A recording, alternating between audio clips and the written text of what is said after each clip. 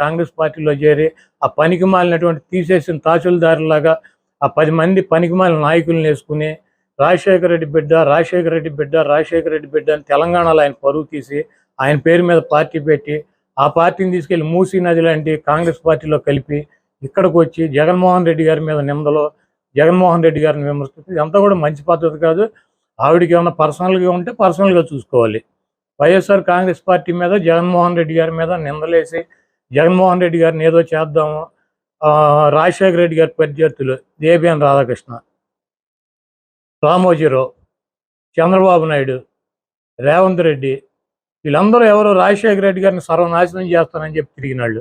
పవన్ కళ్యాణ్ రాజశేఖర రెడ్డి గారి పంచి ఓడగొట్టి తరిమి కొడతానని చెప్పినటువంటి పవన్ కళ్యాణ్ వీళ్ళందరూ ఇళ్ళకెళ్ళి వీళ్ళందరితో కలిసి రాజశేఖర రెడ్డి గారి రక్తం పంచుకుని రాజశేఖర రెడ్డి గారి ఆశయాలని నిలబెట్టి ఈరోజు ఇంకా రాజశేఖర రెడ్డి గారు చనిపోయి 15 ఏళ్ళైనా రాజశేఖర రెడ్డి గారి పేరు రోజు ప్రతివాడు తలుస్తున్నాడంటే దానికి కారణం జగన్మోహన్ రెడ్డి గారు.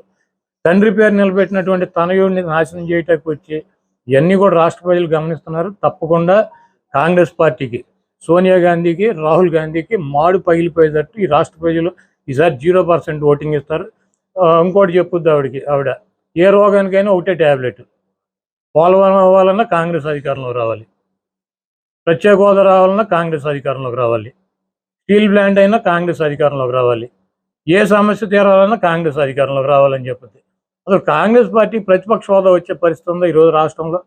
మోడీ గారికి 350 సీట్లు వస్తాయని చెబుతున్నారు. నరేంద్ర మోడీకి 350 సీట్లు వస్తాయని ప్రతి సర్వేలన్నీ చెబుతున్నారు. చెబుతుంటే కాంగ్రెస్ పార్టీ అధికారంలోకి వద్దంటే నితీష్ కుమార్ వెళ్ళిపోయాడు, మమతా బెనర్జీ వివాదాలు, ప్రతి వాళ్ళు ఇండియా కూటమి అని పెట్టారు. ఆ కూటమి ఒక్కొక్కటి వెళ్ళిపోతున్నారు. ఈరోజు కాంగ్రెస్ పార్టీ ఏంటి అధికారంలోకి వచ్చి రాహుల్ గాంధీ అక్కడ ఎంపీకి గెలుస్తాడా? మొన్న యూపీలో ఓడిపోయాడు.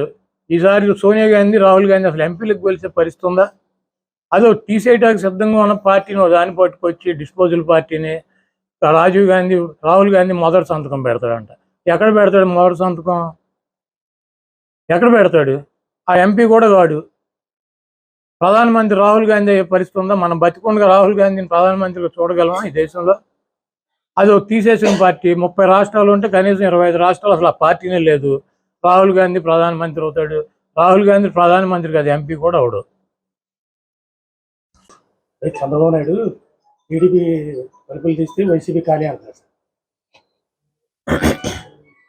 చంద్రబాబు నాయుడికి మతి ప్రేమించి మా పార్టీలో జరుగుతున్నటువంటి సీట్ల మార్పులు చేర్పుల గురించి, అదేవిధంగా కదలరా అని చెప్పి ఈయన కదిలి వెళుతూ వాళ్ళ దగ్గరికి ఉపన్యాసాల్లో అక్కడ ఉన్నటువంటి శాసనసభ్యుల్ని, మా మంత్రుల్ని, మా ముఖ్యమంత్రిని ఆయనకి నోటికి ఇష్టం వచ్చినట్టు ఇట్టే కార్యక్రమం పెట్టుకున్నాడు. ప్రజలకు ఏం చేస్తానన్నది చెప్పట్లేదు. నిన్న చంద్రబాబు నాయుడు తలుపులు కనుక తీస్తే మా పార్టీ ఖాళీ అవుతుందని చెబుతున్నాడు. చంద్రబాబు నాయుడు కొంప గోడు తలుపులు అన్నీ కూడా 2019లో ఈ రాష్ట్ర ప్రజలు పీకి ఆయన్ని హైదరాబాద్ పార్సిల్ చేశారు. చంద్రబాబు నాయుడు వయసు వచ్చింది కానీ బుద్ధి రాల. జగన్మోహన్ రెడ్డి గారు అధికారంలో ఉండి ఈరోజు 58 మంది అభ్యర్థులను మార్చాడు. ఇంకో 10 మందో 12 మందో 15 మందో ఈ 1-2 రోజుల్లో కూడా మార్చి 175 మంది శాసనసభ్యులు, 25 మంది ఎంపీలు లిస్టుని అనౌన్స్ చేస్తున్నాడు. దాంట్లో ఒక 5-10 మందో సీట్లు రానాళ్ళు చంద్రబాబు దగ్గర మేము తీసేసిన వాళ్ళం చంద్రబాబు నాయుడు తలుపులు తెస్తే చంద్రబాబు నాయుడు దగ్గర చేరుతారు. రేపు పవన్ కళ్యాణ్ చంద్రబాబు నాయుడు అలయన్స్లో ఎవరు తీసుకుంటాడు, ఏ సీట్లు ఎవరు తీసుకుంటారు, ఎవరి సీట్లు ఎక్కడ ఏ అభ్యర్థులను ప్రకటిస్తారో చెప్తే చంద్రబాబు నాయుడు కొంపనే, జనసేన కొంపనే ఆ అభ్యర్థులు ఆ పార్టీనే తగలెట్టేటువంటి పరిస్థితి ఉంది. ముందు ఆయన తలుపులు తీయటం కాదు, ఫైర్ ఇంజిన్ పెట్టుకుని ఆయన కొంప తగలాడకుండా జాగ్రత్త ఉండమని చెప్పి నేను చెప్తున్నాను. చంద్రబాబు నాయుడు క్రెడిబిలిటీ లేని నాయకుడు. బాబు భరోసా అని చెప్పి రోడ్లు ఎమ్మడి తిప్పుతున్నాడు. 3 సార్లు ముఖ్యమంత్రి అయ్యాడు. 600 వాగ్దానాలు ఇచ్చి ఏ వాగ్దానాన్ని నెరవేర్చినటువంటి చరిత్ర లేనటువంటి, క్రెడిబిలిటీ లేనటువంటి నాయకుడు ఈ రాష్ట్ర ప్రజల దృష్టిలో ఉన్నాడు. జగన్మోహన్ రెడ్డి గారు ఇచ్చినటువంటి మాట కట్టుబడి ఉండేటువంటి వ్యక్తి. జగన్మోహన్ రెడ్డి గారు 5 సంవత్సరాలు ఆయన ఇచ్చినటువంటి మేనిఫెస్టోని అమలు చేశాడు. మళ్ళీ మేము కొత్త మేనిఫెస్టోతో వస్తాము. చంద్రబాబు నాయుడికి దిమ్మ తిరుగుద్ది. చంద్రబాబు నాయుడికి ఈసారి ప్రతిపక్ష హోదా కూడా వచ్చే పరిస్థితి లేదు. సరిగ్గానేమో కేంద్రానికి రాష్ట్రంతో ఆకడ పెట్టి జగన్ అని విమర్శిస్తారు. ఇప్పుడు షర్మిలమ్మ తెలంగాణలో తెలంగాణ ప్రజల కోసం, పాలేరు ప్రజల కోసం ఆవిడ అక్కడ ఒక పార్టీ పెట్టి 4000 కిలోమీటర్ల పాదయాత్ర చేసి తెలంగాణ ప్రజలను ఉద్ధరిస్తానని చెప్పి, రాజశేఖర రెడ్డి బిడ్డనని చెప్పి, రాజశేఖర రెడ్డి గారి ఆశయాలు సాధిస్తానని చెప్పి అక్కడ ఏం చేసిందో తెలంగాణ ప్రజలు, ఆంధ్రప్రదేశ్ ప్రజలు కూడా చూశారు. అక్కడ ఆవిడకి 0% ఓటింగో లేదా 1% ఓటింగ్ ఉండేది. ఆ పార్టీ ఇంకో 0 ఓటింగ్ ఉన్నటువంటి పార్టీలు విలీనం చేసి ఇక్కడికి వచ్చి ఆవిడ మళ్ళీ ఇక్కడ కూడా సేమ్ డైలాగులు, ఆంధ్రప్రదేశ్ కోసమే పుట్టాను, ఆంధ్రప్రదేశ్ ఉద్ధరిత పుట్టాను. ఇప్పుడు వైజాగ్లో స్టీల్ ప్లాంట్ గురించి 4 సంవత్సరాల నుంచి గొడవ జరుగుతుంది. ఆవిడేమైంది 4 సంవత్సరాల్లో? 4 సంవత్సరాల్లో ఏమైంది? పోలవరం ప్రాజెక్టు ఇప్పుడు గుర్తొచ్చింది ఆవిడకి. ఇవన్నీ కూడా రాజకీయంగా ఏదో రకంగా ఒక పదవిలోకి రావాలని చెప్పి కాంగ్రెస్ పార్టీ ప్రాపకం కోసం జగన్మోహన్ రెడ్డి గారి మీద నిందలేస్తూ తిరుగుతుంది. ఆవిడ పార్టీ కోసం కష్టపడ్డాను, పార్టీ కోసం ఇది చేశాను, అది చేశాను అని చెప్తుంది. ఆవిడ డెఫినెట్గా వైఎస్ఆర్ కాంగ్రెస్ పార్టీ కోసం, జగన్మోహన్ రెడ్డి గారి కోసం, రాజశేఖర రెడ్డి గారి కోసం, ఆవిడ కుటుంబం కోసం ఆవిడ కష్టపడి ఉండొచ్చు. అయితే ఆవిడ 2014 ముందు 2012లో జగన్మోహన్ రెడ్డి గారు జైలుకి వెళ్ళినాక సెప్టెంబర్లో పాదయాత్ర చేసింది. ఆవిడ 4000 కిలోమీటర్లు నడిచాను అంటుంది. అప్పుడు వైసీపీ అధికారంలో వచ్చింది. ఆవిడ నడిచినప్పుడు 2014 నుంచి 2019 దాకా ఎలక్షన్ జరిగినటువంటి 20 రోజులు తప్పి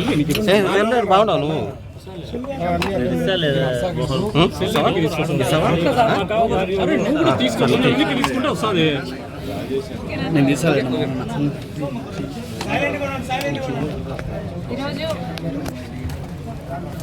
ఆంధ్ర రాష్ట్ర కాంగ్రెస్ పార్టీ అధ్యక్షురాలుగా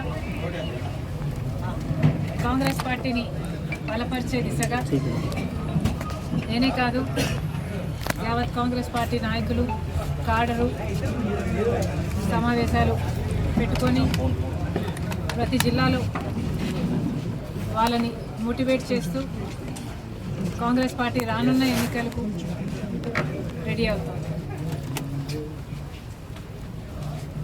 ఎలక్షన్లకు అతీతంగా, పార్టీలకు అతీతంగా రాజశేఖర రెడ్డి గారు మంచి మనిషి, మంచి మనసున్న మనిషి. కాంగ్రెస్ పార్టీ నాయకుడిగా ఆయనకున్న స్నేహాల చేత ఎంతోమంది తన దగ్గరగా, ఎంతోమంది తాను దగ్గరగా ఉన్నవారు. అలాంటి వారిలో ఒకరు డిఎల్ రవీంద్రారెడ్డి అంకుల్ గారు. నాన్నకి చాలా దగ్గరవాడు, నాన్నతో కలిసి పనిచేసిన వాడు. ఎన్నో సందర్భాలు, I'm sure they have many experiences together. అంతేకాదు డిఎల్ రవీంద్రారెడ్డి అంకుల్ గారు బేసిక్గా కాంగ్రెస్ మనిషి. ఈయన డిఎన్ఏ కాంగ్రెస్ అని మాకు పూర్తి విశ్వాసం.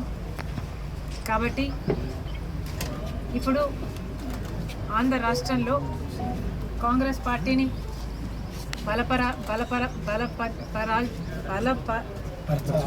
బలపరచాల్సిన అవసరం ఉంది. Very sorry. కాబట్టి అంకుల్ని కాంగ్రెస్ పార్టీలోకి సపోర్ట్ చేయడమే కాకుండా కాంగ్రెస్ పార్టీతో కలిసి పనిచేసి గెలిచే దిశగా ఈ ఎన్నికలకు కూడా మాతో కలిసి పనిచేయాలని కోరడానికి వచ్చాం. Thank you.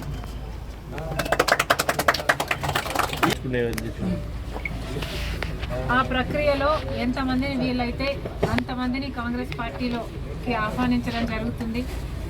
కాంగ్రెస్ పార్టీ బేసిక్గా ప్రజల మంచి కోరే పార్టీ కాంగ్రెస్ పార్టీ మాత్రమే. కాంగ్రెస్ పార్టీ ఉండుంటే మన రాష్ట్రం ఇంత దయనీయ స్థితిలో ఉండేది కాదు. ఈ పార్టీ మన స్పెషల్ స్టేటస్ వచ్చేది. ఈ party Polavaram project పూర్తయిపోయేది.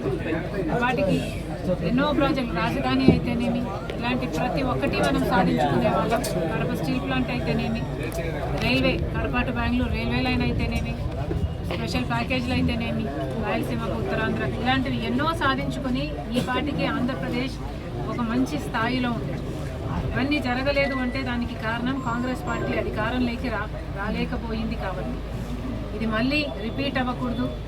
Congress party అధికారంలోకి వస్తేనే ఇవన్నీ సాధ్యం చేసుకోగలము అన్నది వాస్తవం. ఇప్పుడున్న ప్రభుత్వమైనా, పాలకపక్షమైనా, అటు ప్రతిపక్షమైనా ఇప్పుడు మొత్తం అందరూ బీజేపీతో కుమ్మక్కై, బీజేపీకి బానిసలై, బీజేపీకి కనిపించని పొత్తులు పెట్టుకొని బీజేపీకి మద్దతుగా నిలుస్తున్నారు. ఇంత చేసినా కూడా బీజేపీ పార్టీ ఈ రోజు వరకు మన రాష్ట్రానికి ప్రత్యేక హోదా ఇవ్వలేదు, పోలవరం ప్రాజెక్ట్ ఇవ్వలేదు. ఈరోజు విశాఖ స్టీలును కూడా అమ్మేసే ప్రయత్నం చేస్తున్నారు. ఇలా ఒక్కొక్క ప్రాజెక్టు మనకి రాకపోగా ప్రతి విధంగా మన రాష్ట్రాన్ని దిగజారుస్తున్నారు.